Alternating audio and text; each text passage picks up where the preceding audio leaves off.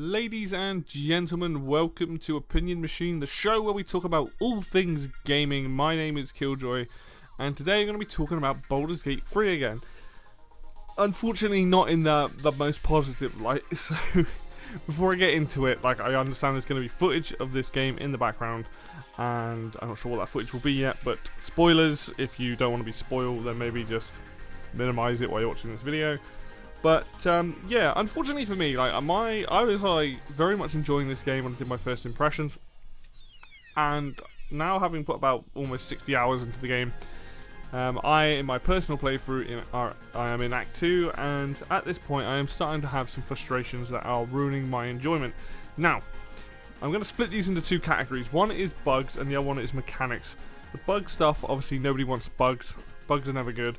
Mechanic stuff is a bit more subjective, but we'll get to that in a second. So let's start with the bugs.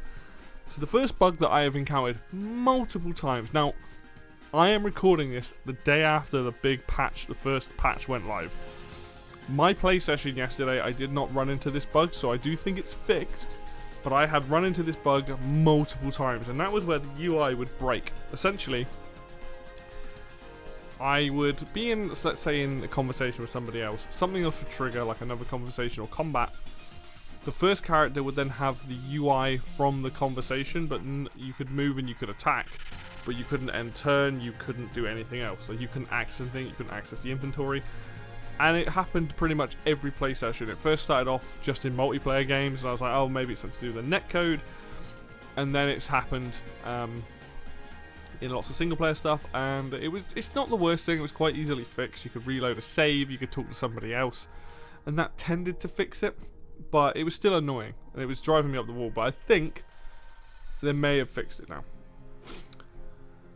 Since patch 1 I had a full-on hard crash. Now, that hadn't happened at all, and it was a hard crash while loading a saved game. Now, that was something that my brother was having problems with, like, really badly.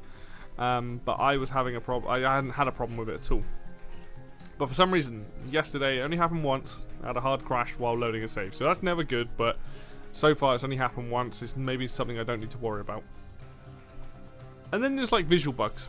I had a visual bug yesterday where someone had fallen over and they were electrocuted, and they'd fallen through the stairs essentially. So like half their body was through the stairs ragdolling, and there was like 2 legs, which wasn't really a problem because it only again happened like maybe twice. It's just in this instance it was very hard to attack said person because their character model's moving about and falling through and clipping through things. And the last sort of bug that I encountered is like twofold. It's where enemies that are... So when you're in combat, certain things trigger, certain things happen. Sometimes when I'm in combat, maybe you attack somebody, it does the animation, and then maybe 5 seconds later the damage numbers come up or the miss comes up. I'm not sure what makes that happen, but sometimes like the visuals will get ahead of the damage and stuff like that. In this instance, I had it so that a character ran up the stairs, they weren't next to me, and they weren't in range of hitting me with a melee weapon, and swung at me and hit me, but they shouldn't have. So it was like on the screen, they were too far away to hit me, but in the game's logic, they hit me. And the same thing happened with an opportunity attack, where I moved away, I moved past a character without triggering his opportunity attack, but then another character triggered on me, who again was out of range and not in range of an opportunity attack, and hit me. And you know, so like I said, these are bugs, and bugs can be fixed. But I will say this is definitely, like, on top of some other things, really starting to grind me down a little bit with this game. Now, I will say this game is still very, very good. It's a very good game with a really good story and things like that. But it is frustrating when you're really enjoying something and you have these things that really mess up that flow. Very inconvenient. Now, every game has bugs of some kind, but they seem to stick out like a sore thumb in this game, and it's probably because I'm enjoying it. But like I said, bugs can be fixed, and they're going to continue to patch it, no doubt, and keep adding updates and trying to fix all the stuff, right? So that's, you know, that side of things, great, awesome, love it. Now, let's talk about mechanics in the game, because This stuff is subjective, so I'm going to say this now, right? These are things that I am not enjoying. You do not have to agree with me on this. You could think these things are fine, but for me personally, they are. I've had issues in very specific, and a lot of it's very specific situations, but they are frustrating to me. So I want to talk about them. So let's start with the autosave in this game. I think the autosave in this game, to start with, didn't have a problem with it. But as time's gone on and I've experienced more stuff in the game, I think the autosave kind of sucks. Now, in Act 1, the autosave seemed to autosave before a major event. So if you were about to get into combat with like a bunch of enemies, it would autosave. If you were about to get near a cutscene, for the most part, it would autosave. However, I have had 2 instances of cutscene into battle or battle into cutscene, either way around, where the game hasn't saved. Things have either gone awry, things have happened that I didn't expect, or like in one case I didn't expect to get into combat, and the game didn't autosave at all. So when I reloaded, because I may have messed up those situations, there's 20 minutes of game time that I now do not have. Now I know people are going to say, well, you've got an autosave, you can manually save it. Yes, I don't disagree with that, but it shouldn't be on me when I'm in the middle of like doing a cutscene to be thinking past that cutscene in that instance, or the other way around where I was doing combat thinking, oh, I'll save it after the combat and then go straight into cutscene, because you can die in cutscenes in this game, like that's the thing. The game should basically either autosave before those combat scenarios happen, or before the cutscene scenarios happen, because they're major events, and it doesn't, and now I feel like the game's wasting my time, and that's one thing you don't want in any game, is like a game to feel like it's wasting your time. Like, so I save quite often anyway, but I in the first instance, I was like, oh, it's a cutscene, find out some stuff. And that cutscene turned into combat. And like I said, the flip side of that, where I had combat thinking, oh, I got beaten up a little bit. I'll go into this, save it after that. Dragged into a cutscene, chose a particular branches of conversation, and then died for it. And I could not, there was nothing I could do about that. And that sucks. I think that is incredibly infuriating and incredibly time wasting, and yeah, it might not happen again, but it's at the point now where I'm in Act 2 where I'm not really enjoying Act 2 very much, which is a shame. But autosave definitely could be better. I think that's something that's an easy fix anyway. What else? Oh god, so I had a weird situation yesterday where I ran through an area a couple times, nothing triggered. Went back to this area to finish off a quest, and got surprised in a combat encounter that I had obviously no idea was there, which led to most of my party fleeing and my one character dashing to get away. Well, the problem was with fleeing, you need to be, I think it's 27 meters away. I think it's 27 meters. It might be 25. So I would dash to get away, the enemy would dash to me, and it ended up in this constant cycle of me dashing and I couldn't quite get away, and then catching up, and then me trying to get away and then catching up.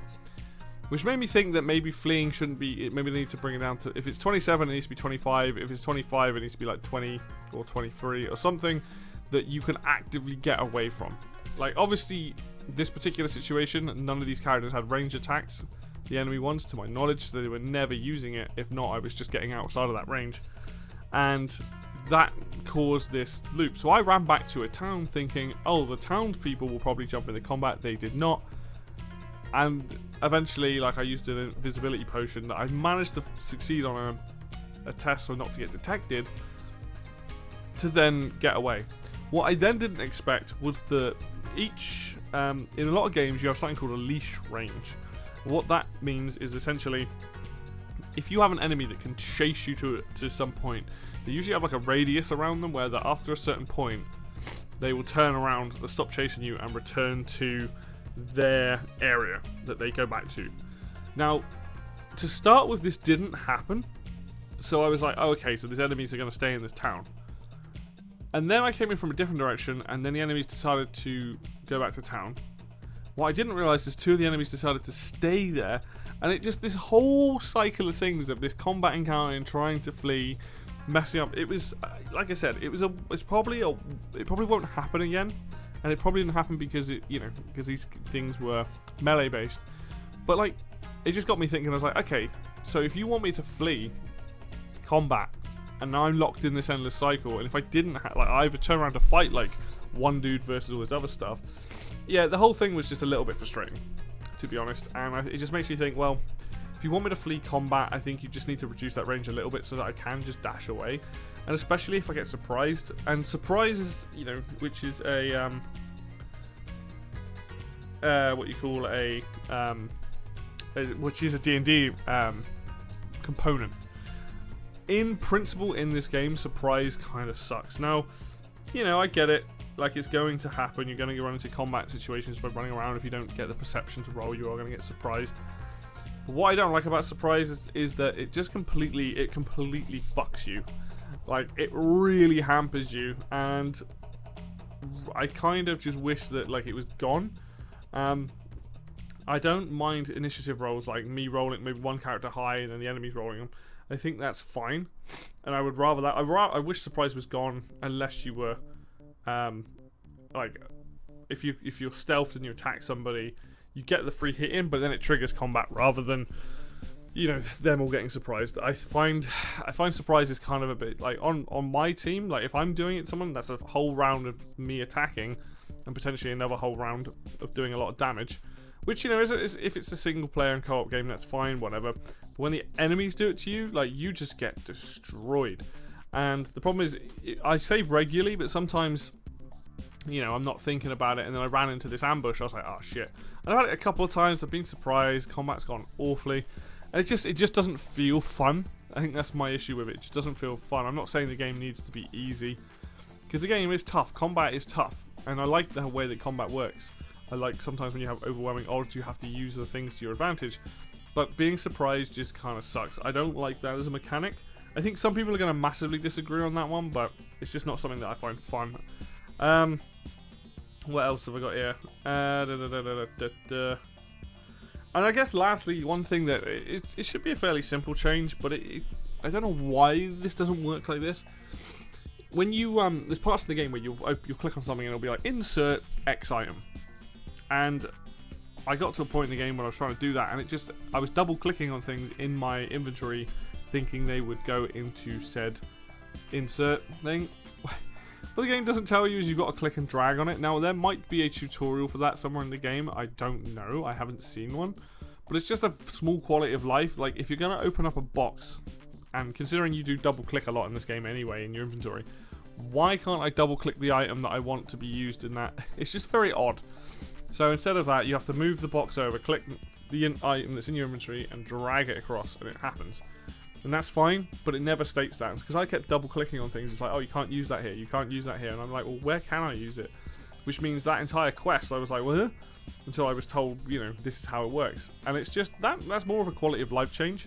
But it's still annoying nonetheless. Like, it's a very odd choice to then, for most of the game, to be double clicking on things in your inventory, or, you know, like with a book, you double click it to open it. Food, you do it. You can right click and stuff. But yeah, it was just it was a minor thing, kind of annoying. But all of this stuff together, and on top of the fact that Act 2 in Baldur's Gate 3 is very gloomy and dreary, and it's just like, I'm not enjoying it. Like, it's got some good writing and there's good moments to it, but it's compared to the first act, I just don't think it hits the same heights as of yet. Bear in mind, there are still things I'm doing in Act 2 that I have not yet done yet.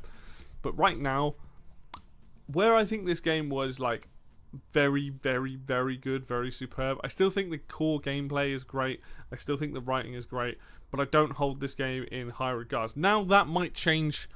Now the game's been patched more. Hopefully these odd situations that I keep running into stop. And when I get further into Act 2 and when I get into Act 3, hopefully things will be better.